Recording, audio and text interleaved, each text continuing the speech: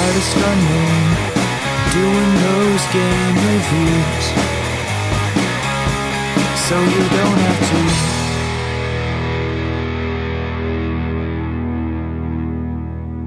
I love video games, and the 2010s was a great decade for gaming. Well, aside from all the controversies, companies with shady business practices and abusive work standards, Gamergate,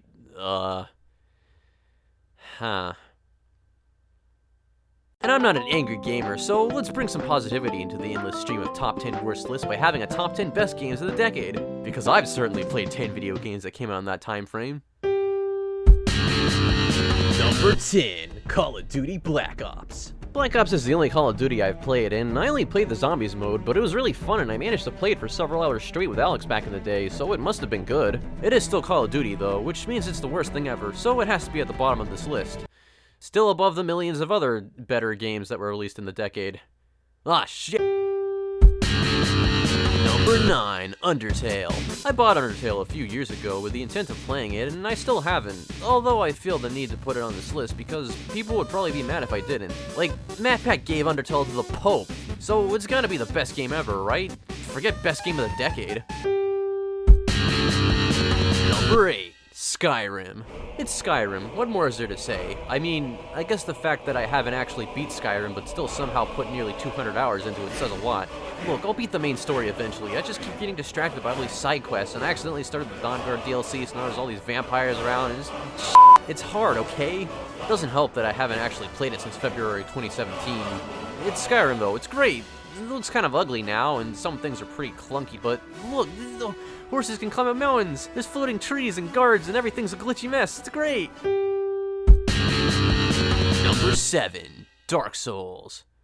Prepare to die.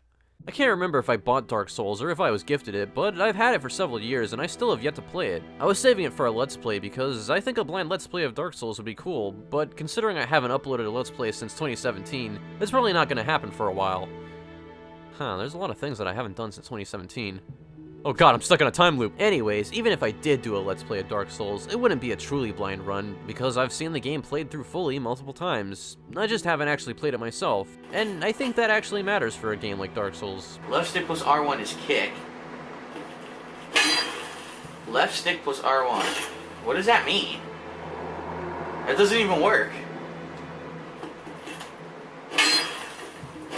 Left stick plus R1. What? It's really a game that you have to experience firsthand. This is what I made fun of Darkside Phil for, so I gotta make sure to get it right. That is so f***ing easy. Even yet, Dark Souls has been such a big part of the decade. Many games have tried to copy it, and people still talk about it to this day, so despite me not having actually played it, it still deserves to be on this list.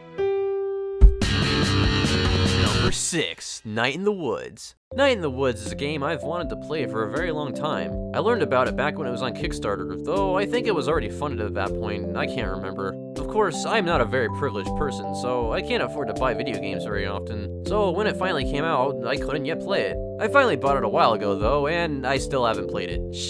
But I don't know, man, everything I've seen and heard about it still seems like I should put it here, cause it most likely will resonate with me, but I still haven't played it, so I can't know for sure. Well, why don't I go ahead and play it before making this video? Boy, does it look like I have enough time for that. Half the games on this list I haven't actually played. What makes this one so special? For real though, I've been obsessed with this game ever since I found out about it, so I'm kinda surprised I still haven't played it. I've been following the game's creator, Scott Benson, on Twitter ever since I found it, and for a while I was reading every single one of his tweets, just for the possibility of getting some juicy detail about the game. Something that took up that much of my time over the years has to be worthy of being called one of the best games of the decade. And if not, well, at least there's all the furry porn. Number 5, the Nintendo Switch. Is it cheating to put a console on the list of the best games? Probably, but I don't care. I know that'll probably make some of you mad, but what'll make everyone mad is that I haven't actually played any of the games on the Switch. I don't even own a Switch. I'm gonna have to get one for Animal Crossing though. That's kind of a... Yeah, I haven't played any games on the Switch, but I really want to. The grand majority of the games, even the indie ones, look great. Super Mario Odyssey, Breath of the Wild, Luigi's Mansion 3, just so many great games ready to play, but I can't play any of them, and there's one very specific reason, other than me being poor. I bought a Wii U. Yep, that's right, I was one of the 5 people to buy the Wii U, and back in 2013. I originally bought it for Pikmin 3, but then had to return it because we needed the money. I then got another Wii U when Wind Waker HD came out, played Wind Waker for a good solid month or so, and then haven't touched it since.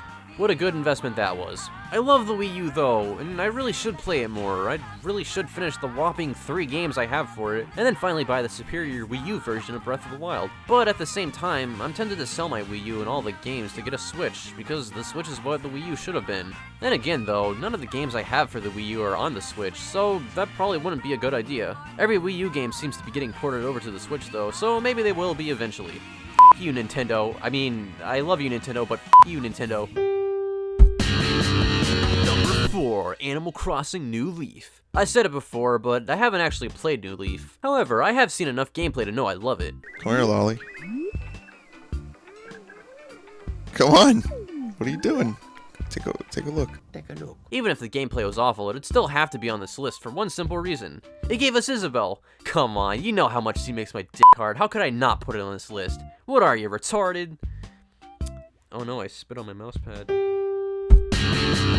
Number 3, Minecraft. If you're a retard fat, you'd be like, Minecraft didn't come out in the 2010s, it came out in 2009. But that was just the first public release. Come on, can you really consider that the actual release of Minecraft? It was even less of a game than the Slaughtering Grounds back then. No, the official release of Minecraft was at the end of 2011, the same year as motherfucking Skyrim, so it absolutely counts. Now, I would go in depth about how great Minecraft is, but I plan to do a video on it eventually, and this video is supposed to be a short joke, so if I start getting all analytical about mining and crafting, then that kinda defeats the purpose, you know? Number 2, Genital Jousting. Although I did finally buy Genital Jousting in the Steam Summer Sale, rip my wallet, I still haven't played it, but just looking at it, come on, it's literally dicks shoving themselves into the other dicks' buttholes. That's so on brand for me, it's perfect. How could I not put it on this list? I mean, I guess if I want the video to get monetized, I shouldn't put it on my list. Then again, I put 2 clips of straight up porn in my Animal Crossing video, and that's completely monetized, so I guess I have nothing to worry about. And the number 1 best game of the 2010s is... God damn, Rare Replay.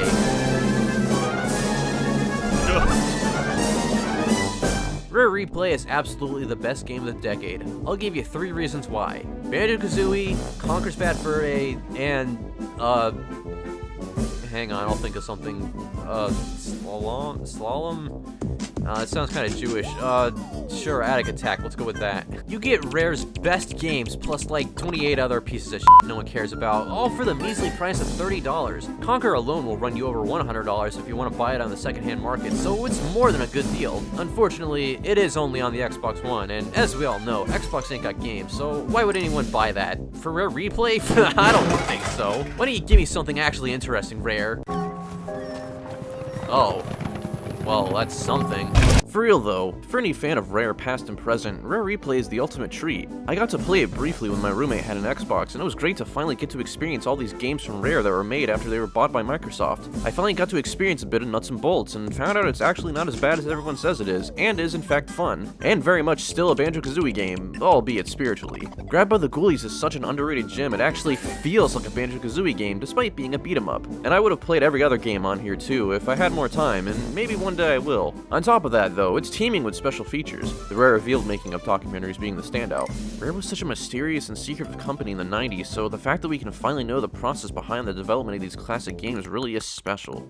Oh, what? You're saying that a compilation can't be the best game of the decade? You know what? Just for that, the real game of the decade is the 76,000 games in one bootleg piece of shit my friend had. Yeah, this is your fault, you whiny fuck. Artistunknown, doing those game reviews,